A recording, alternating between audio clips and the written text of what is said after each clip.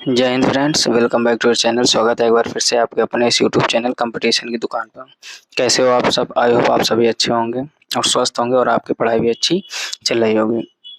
तो इस वीडियो में हम बात करेंगे लेक्चर नंबर 5 की, यानी एसएससी एमटीएस हिस्ट्री का लेक्चर नंबर 5 है। ये जो प्रीवियस ईयर यानी 2022 में जो एसएससी एमटीएस में इतिहास के प्रश्न आए हुए थे, ये उसका लेक्चर नंबर 5 है। यदि आपने इसके पहले के 4 लेक्चर नहीं देखे हैं तो उनकी प्लेलिस्ट ऑलरेडी बनी हुई है, वहां से जाकर आप विजिट कर सकते हैं। जैसा कि आप देख रहे हैं ऊपर क्या लिखा हुआ है, एसएससी एमटीएस 2022, यानी एसएससी एमटीएस के वो क्वेश्चन है जो 2022 में आपके बने थे और ये सभी क्वेश्चन हिस्ट्री के यानी हिस्ट्री के क्वेश्चनों का कलेक्शन है। देखते हैं इसका पहला नंबर यानी 126 नंबर 125 तक इसके पीछे हम लोग कंप्लीट कर चुके हैं। पहला क्वेश्चन क्या लिखा हुआ है, पहले ही खालिस्तान दिया है। फिर लिखा हुआ का चट्टान गुफा मंदिर दुनिया की सबसे बड़ी अखंड संरचना है। कहने का मतलब ये जो 4 ऑप्शन है, एक अजंता, एक बादामी और एक एलोरा और एक उदयगिरी, कह रहा इनमें से कौन सा यानी किसका चट्टान गुफा मंदिर दुनिया की सबसे बड़ी अखंड संरचना है, तो वो हो जाएगा ऑप्शन नंबर इसका सी यानी एलोरा। ठीक, कई बार आपने सुना भी होगा, 6, 7, 8 के कुछ किताबों में इसकी चर्चा भी की गई है कि एलोरा का चट्टान गुफा मंदिर दुनिया की सबसे बड़ी अखंड संरचना है। ठीक, तो इसका ऑप्शन सी सही हो जाएगा। नेक्स्ट क्वेश्चन देखिए 127 नंबर लिखा है, मेरठ के सिपाही फिर खालिस्तान को मुगल सम्राट बहादुर शाह से मिलने के लिए लाल किले के फाटक पर पहुंचे, यानी कब पहुंचे। कहने का मतलब मेरठ के सिपाही से मिलने के लिए किस सन में किस डेट को मुगल सम्राट बहादुर शाह से मिलने के लिए लाल किले के फाटक पर पहुंचे, तो वो डेट थी आपकी 11 मई 1857, यानी सन फिर से पढ़ लीजिए, मेरठ के सिपाही 11 मई 1857 को मुगल सम्राट बहादुर शाह से मिलने के लिए लाल किले के फाटक पर पहुंचे थे, तो ये इसका ऑप्शन डी सही हो जाएगा। अगर वीडियो अच्छा लग रहा हो, जानकारी अच्छी लग रही हो तो वीडियो को लाइक जरूर कर दीजिए। आपके लाइक और प्यारे प्यारे कमेंट से ही हमें मोटिवेशन मिलता है, जिससे मैं और अच्छी से अच्छी मेहनत करके अच्छे से अच्छे प्रश्नों का कलेक्शन करके और आपसे प्रोवाइड करने का प्रयास करता हूँ। देखिए अगला क्वेश्चन क्या लिखा हुआ है, एक नाटक में हेमा ने कहा, ध्यान से पढ़ो, एक नाटक में हेमा ने कहा स्वराज मेरा जन्म सिद्ध अधिकार है और मैं इसे लेकर रहूंगी, यह नारा किस भारतीय स्वतंत्रता सेनानी ने दिया। अब देखो थोड़ा सा क्वेश्चन की लैंग्वेज बदली गई है। डायरेक्ट भी आपसे पूछा जा सकता है कि स्वराज मेरा जन्म सिद्ध अधिकार है, यह नारा किसने दिया था, लेकिन कहा एक नाटक में हेमा ने कहा स्वराज मेरा जन्म सिद्ध अधिकार है और मैं इसे लेकर रहूंगी, तो यह नारा किसने दिया था, तो यह नारा दिया था आपके बाल गंगाधर तिलक ने। इनका पूरा नाम है लोकमान बाल गंगाधर तिलक। ऑप्शन बी इसका सही हो जाएगा। नेक्स्ट क्वेश्चन देखिए 129 नंबर लिखा हुआ है, निम्नलिखित में से किसने जयपुर शाह की स्थापना की थी। जयपुर शहर की, सॉरी क्या लिखा हुआ है, निम्नलिखित में से किसने जयपुर शहर की स्थापना की थी, तो देखते हैं इसके ऑप्शन क्या क्या दिए गए हैं। क्या लिखे हैं ऑप्शन, पहला ऑप्शन लिखा है राजा मान सिंह, फिर सवाई जय सिंह द्वितीय, फिर राजा भारमल और पृथ्वीराज चौहान, तो इसका ऑप्शन सही हो जाएगा बी सवाई जय सिंह द्वितीय। इसकी हमने ट्रिक भी बताई थी पिछले लेक्चर में, यानी कह रहा है कि जयपुर, ध्यान से समझो, कह रहा है जयपुर शहर और इसके आंसर में देखो जय लिखा हुआ, सवाई जय सिंह द्वितीय, तो जयपुर जय सिंह, ऐसे आप एक ट्रिक बना लीजिए तो कभी नहीं भूलोगे। यानी जय सिंह जो थे उन्होंने जयपुर शहर की स्थापना की थी। नेक्स्ट क्वेश्चन देखिए 130 नंबर लिखा है, यूनानियों द्वारा किस मौर्य शासक को अमित्रघात कहा जाता था। समझो, यानी जो यूनानी थे वो किस मौर्य शासक को अमित्रघात कहते थे।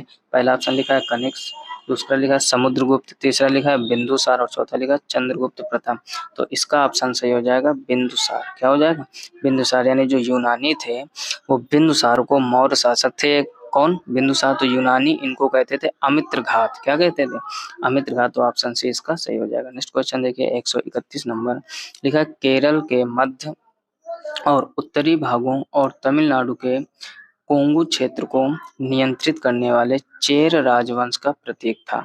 फिर से पढ़िए, लिखा केरल के मध्य और उत्तरी भागों और तमिलनाडु के कोंग क्षेत्र को नियंत्रित करने वाले चेर राजवंश का प्रतीक था।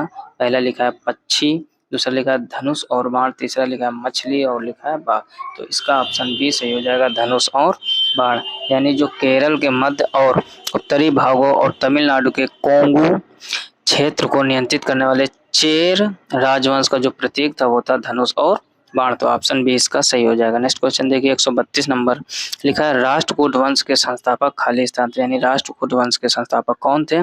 दंती दुर्ग। इंपॉर्टेंट क्वेश्चन और सरल भी क्वेश्चन है क्या? दंती दुर्ग, यानी राष्ट्रकूट वंश के संस्थापक दंती दुर्ग थे। नेक्स्ट क्वेश्चन देखिए 133 नंबर लिखा है मोतीलाल नेहरू और सी आर दास ने किस आंदोलन में अपनी वकालत छोड़ दी? यानी मोतीलाल नेहरू और सी आर दास, ध्यान से समझो, मोतीलाल नेहरू और सी आर दास ने किस आंदोलन में अपनी वकालत छोड़ दी? तो असहयोग आंदोलन।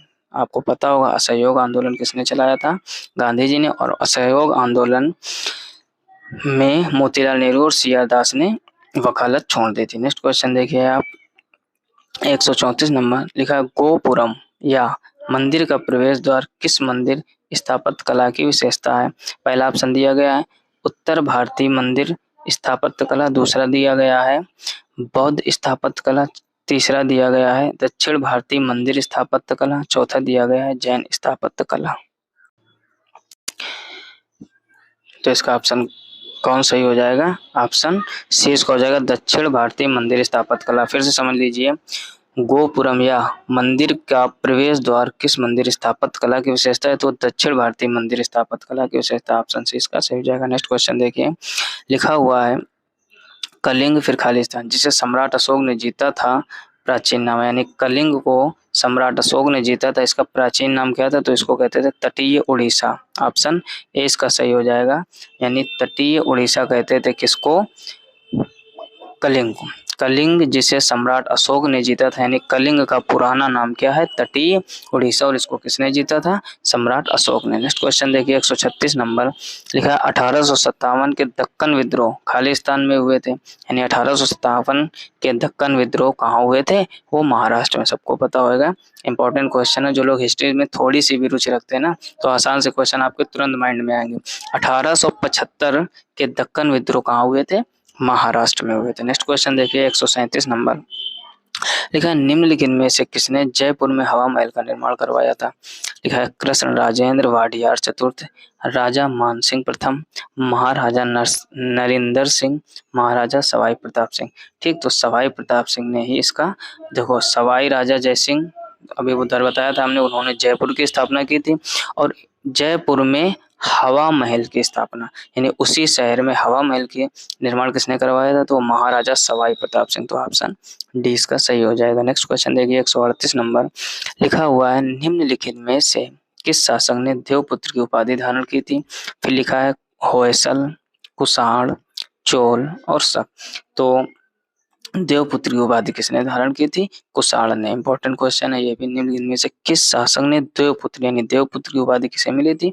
वो मिली थी कुषाण को। नेक्स्ट क्वेश्चन देखिए 139 नंबर लिखा हुआ है, क्या लिखा है पढ़े, मराठी समाचार पत्र केसरी के संपादक थे, यानी मराठी समाचार पत्र केसरी के संपादक कौन थे? तो इसके थे बाल गंगाधर तिलक। यहाँ पर हम लिखे दे रहे, फिर अगले स्लाइड में देखते हैं इसके ऑप्शन भी दिए होंगे, बाल गंगाधर तिलक। ठीक, तो बाल गंगाधर तिलक थे क्या? मराठी समाचार केसरी के संस्थापक। देखते हैं इसका आगे अगली स्लाइड में इसका होगा ऑप्शन। देखिए ऑप्शन क्या दिए, नंबर 1 बाल गंगाधर तिलक, दूसरा लाला लाजपत राय, तीसरा बिपिन चंद्र पाल और चौथा अरविंदो घोष। तो ऑप्शन हमने उधर ही बता दिया था क्या?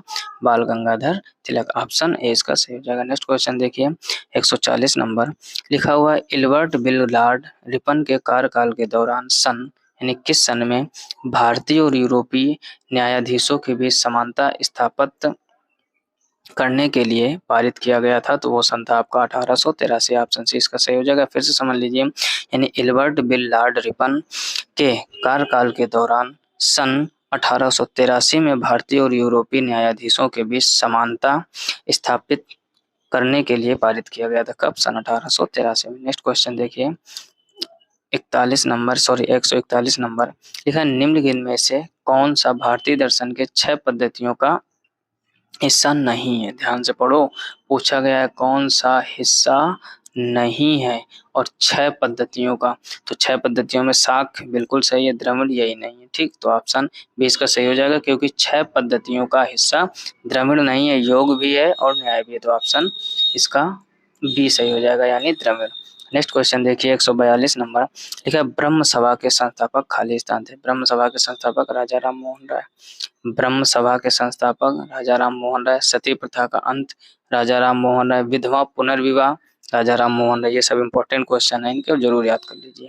नेक्स्ट क्वेश्चन देखिए 143 नंबर, लिखा है अमरावती कला शैली खालिस्तान के संरक्षण में विकसित हुई थी, यानी किसके संरक्षण में अमरावती कला शैली विकसित हुई थी, तो वो थे आपके सातवाहन। ऑप्शन डी इसका सही हो जाएगा, यानी अमरावती कला शैली सातवाहन के संरक्षण में विकसित हुई थी। नेक्स्ट क्वेश्चन देखिए क्या लिखा हुआ है 144 नंबर, पानीपत का तीसरा युद्ध सन खालिस्तान में होता है, यानी पानीपत का तीसरा युद्ध कब हुआ था, इंपॉर्टेंट क्वेश्चन है 1761 में। युद्ध कौन सा कहाँ लड़ा गया, किसके किसके बीच में लड़ा गया, इंपॉर्टेंट क्वेश्चन बनते हैं और जरूर इनको आप तैयार कीजिए। तो पानीपत का जो तीसरा कब लड़ा गया था, सन 1761 ईस्वी में, तो इसका ऑप्शन बी सही हो जाएगा। नेक्स्ट क्वेश्चन देखिए 145 नंबर, लिखा हुआ है जैन तथा बौद्ध धर्म जिस समय लोकप्रिय हो रहे थे उसी समय ब्राह्मणों ने 4 आश्रमों की व्यवस्था की, निम्नलिखित में से किस आश्रम की व्यवस्था नहीं की गई थी, यानी उन्होंने 4 आश्रमों की थी जिसमें से 3 नाम इसमें दिए गए, एक जो नहीं दिया गया वही ऑप्शन आपका सही हो जाएगा। तो ऑप्शन देखते हैं क्या लिखा हुआ है, लिखा है गृहस्थ, परमार्थ, वानप्रस्थ और ब्रह्मचर्य। तो गृहस्थ भी था, वानप्रस्थ भी था, ब्रह्मचर्य भी था, परमार्थ नहीं था, तो इसका ऑप्शन हो जाएगा ऑप्शन बी यानी परमार्थ। क्लियर होगी बात, फिर से पढ़ो, कह रहा है जैन तथा बौद्ध धर्म जिस समय लोकप्रिय हो रहे थे उसी समय ब्राह्मणों ने 4 आश्रमों की व्यवस्था की, निम्नलिखित में से किस आश्रम की व्यवस्था नहीं की गई थी, तो परमार्थ की नहीं की गई थी, ब्रह्मचर्य भी था उसमें, वानप्रस्थ भी था और गृहस्थ भी था। नेक्स्ट क्वेश्चन देखिए 146 नंबर, लिखा है भारतीय राष्ट्रीय कांग्रेस का विभाजन सन में हुआ था, यानी जो भारतीय राष्ट्रीय कांग्रेस है इंडियन नेशनल कांग्रेस INC, इसका विभाजन कब हुआ था, तो इसका विभाजन हुआ था सन 1907 ईस्वी में। ऑप्शन ए इसका सही हो जाएगा, यानी भारतीय राष्ट्रीय कांग्रेस का विभाजन सन 1907 ईस्वी में हुआ था। नेक्स्ट क्वेश्चन देखिए 147 नंबर, लिखा हुआ है किस विदेशी आक्रमणकारी ने अपने प्रदेश चंद्रगुप्त मौर्य को सौंप दिया था, यानी कौन सा विदेशी आक्रमणकारी था जिसने अपना प्रदेश किसको दे दिया था, चंद्रगुप्त मौर्य को, तो वो तो सेल्यूकस निकेटर। ऑप्शन सी इसका सही हो जाएगा, इंपॉर्टेंट क्वेश्चन है, यानी सेल्यूकस निकेटर विदेशी आक्रमणकारी था, इसने अपने प्रदेश को किसको सौंप दिया था, चंद्रगुप्त मौर्य को। नेक्स्ट क्वेश्चन देखिए 148 नंबर, लिखा है निम्नलिखित में से कौन दक्षिण भारत के पांड्य वंश का प्रसिद्ध शासक था, यानी जो दक्षिण भारत है यानी आपका साउथ इंडिया जो है, दक्षिण भारत के पांड्य वंश का प्रसिद्ध शासक कौन था, तो वो थे आपके नेदु नज चेलियन द्वितीय। इंपॉर्टेंट क्वेश्चन और अजीब सा नाम है, पढ़ने का प्रयास कीजिए, नेदुनज चेलियन द्वितीय। कौन, पांडवंश के प्रसिद्ध शासक थे, कौन, नेदुनज चेलियन द्वितीय, तो ऑप्शन सी इसका सही हो जाएगा। नेक्स्ट क्वेश्चन देखिए 149 नंबर, क्या लिखा हुआ है, धर्म सभा के संस्थापक कौन थे, ऑप्शन दिया है राधाकांत देव, दादोबा पांडुरंग, RG भंडारकर और राजा राम मोहन राय। तो धर्म सभा के संस्थापक आपके थे राधाकांत देव, ऑप्शन ए इसका सही हो जाएगा। नेक्स्ट क्वेश्चन देखिए 50 नंबर, लिखा बनारस में हिंदू कॉलेज की स्थापना खालिस्तान में हुई थी, यानी बनारस में जो हिंदू कॉलेज बना उसकी स्थापना कब हुई थी, इंपॉर्टेंट क्वेश्चन है, 1791 ईस्वी में, यानी बनारस में जो हिंदू कॉलेज बना हुआ है स्थापना इसकी कब हुई थी, सन 1791 ईस्वी में। तो यहाँ तक हम लोग कंप्लीट कर चुके हैं 150 क्वेश्चन, और ये था इसका लेक्चर नंबर 5। यदि आपने इसके पहले के लेक्चर 4 नहीं देखे हैं जहाँ पर हमने 125 क्वेश्चनों तक कंप्लीट करवाया है, तो जरूर विजिट कर लीजिए। जितने लोग भी SSC की तैयारी करते हो आप लोग, चाहे वो CGL हो, चाहे वो CHSL हो, चाहे वो UP पुलिस हो, चाहे वो SI की भर्ती हो, चाहे वो MTS की हो, MTS में तो ये आए हुए क्वेश्चन है, ठीक, इनमें ज़्यादा सोचना नहीं आपको, जो क्वेश्चन आ चुके होते हैं आप समझते हो कितने इंपॉर्टेंट होते हैं।